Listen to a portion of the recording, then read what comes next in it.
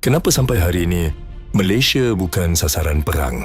Ramai tak tahu Malaysia bukanlah kuasa tentera besar dan bukan negara nuklear. Tapi Malaysia ada beberapa kelebihan yang buat negara lain berfikir dua kali. Pertama, diplomasi. Malaysia dikenali sebagai negara neutral dan aktif dalam hubungan antarabangsa. Jarang cari konflik tapi ada hubungan baik dengan banyak negara. Kedua, peranan dalam keamanan dunia. Tentera Malaysia terlibat dalam misi pengaman, termasuk di bawah PBB. Imej ini buat Malaysia lebih dihormati dan bukan dianggap sebagai ancaman. Ketiga, kestabilan dalam negara. Walaupun berbilang kaum dan agama Malaysia kekal stabil, ini buat negara luar lebih berhati-hati untuk campur tangan. Dan yang paling penting, kedudukan Malaysia sangat strategik.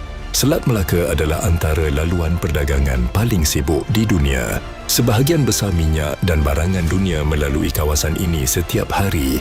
Kalau berlaku konflik di Malaysia, laluan ini boleh terganggu dan kesannya bukanlah kecil.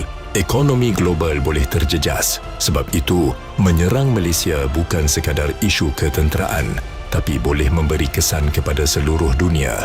Malaysia mungkin nampak kecil tapi bukan lemah.